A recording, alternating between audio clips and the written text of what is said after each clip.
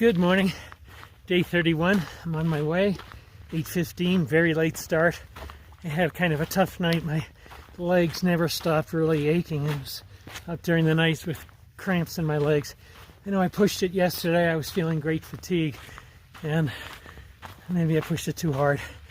I'm at 11,000 feet, which adds to the strenuous nature of the hike. So yeah, I'm definitely not doing Whitney. I entertained it several times yesterday, but if I felt this bad, it'd only be worse if I do that. Let me see if I can switch this and show you Whitney. I think that's it right there. Yeah, amazing. 14,500 feet tall. It's not part of the PCT, but it's a nice big mountain to bag. So, in any case, I'm just going to get on my way here. Talk to you soon.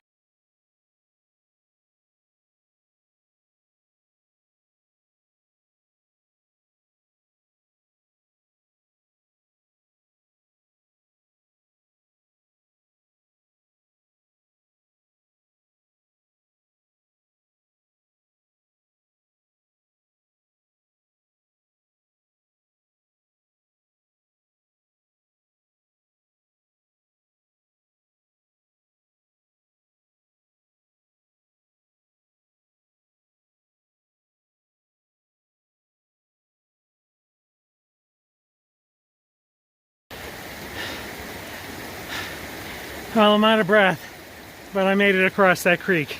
It's flowing pretty fast and it's deep in places. I could have waited, but who wants to get wet? I was never certain if I was going to do Whitney because it's off trail, but it's just a great peak to bag, and I feel bad that I'm not doing it. But in part because of my pace, not having enough food to get to Kennedy Meadow, or at least cutting it tight, is also the fact that any sort of uphill has just been killing me. Forester Pass killed me, and my legs were shaking and cramping last night. So basically the guy who tented with me last night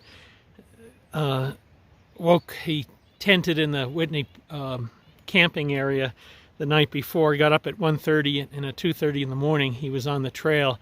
You pretty much have to start in the middle of the night to get up there and get back down because it's so steep and pace is so slow. So maybe another time. I was hoping I was heading this way, but I just noticed the trail comes up here, and then a series of switchbacks goes up there. Oh boy, I'm going. This is Guillot Creek, and I'm on the right side of it. I made it across in one piece without getting wet. Awesome. Well, it's almost noontime, and I'm at Rock Creek, and there's no way around this. So I'm going to get wet. I've taken my socks and my insoles off and rolled up my pants. And I've got all that secured there. I was going to go barefoot, but I didn't want to get, if it was slippery, then I'd fall. So here I go. Well, I made it across. I just went with my shoes on, but I took off my socks and my insoles, and I was just shocked. The water was up to a few places to my knees.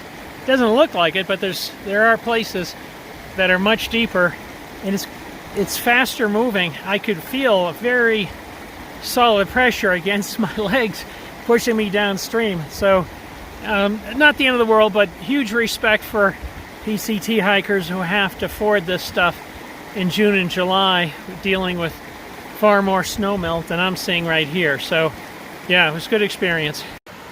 Well, I lost 25 minutes taking everything off and putting it all back on again. And by the way, my feet are still soaked. My socks are now soaked because the shoes are soaked. I should have either gone barefoot or probably just walked straight through.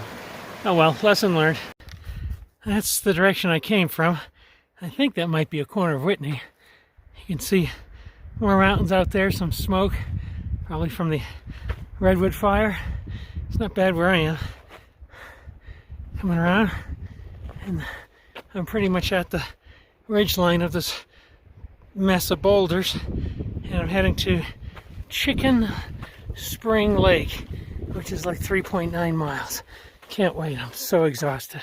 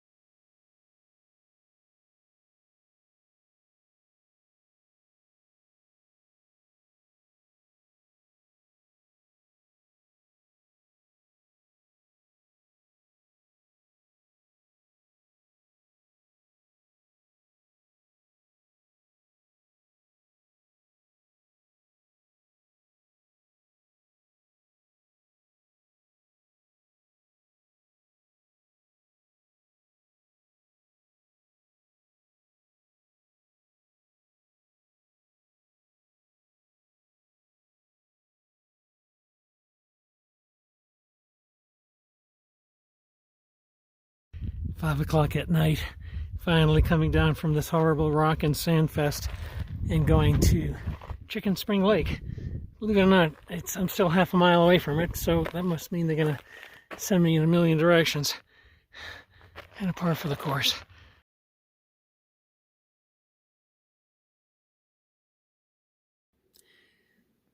Hey there, it's the end of day 31. I find myself in the tent again.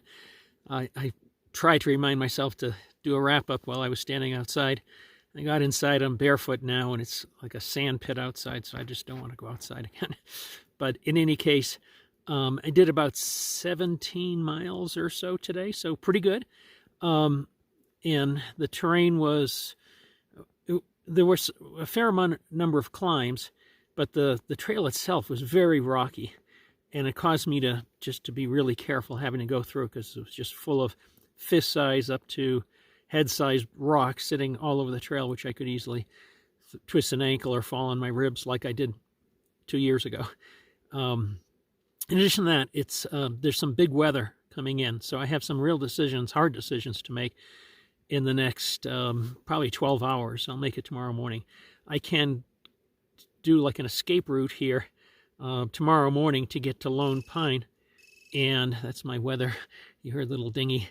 I'm getting an updated weather forecast, and but on Saturday it's going to start as freezing rain and then be heavy precipitation, and that's supposed to go on through Sunday, and the temperature is supposed to be 10 to 15 degrees below normal, so as low as teens at night and 30s during the day, so that's pretty arduous. So I'm kind of thinking about whether I keep proceeding to Kennedy Meadows and I just spend the day in the tent Saturday. It's Thursday night now.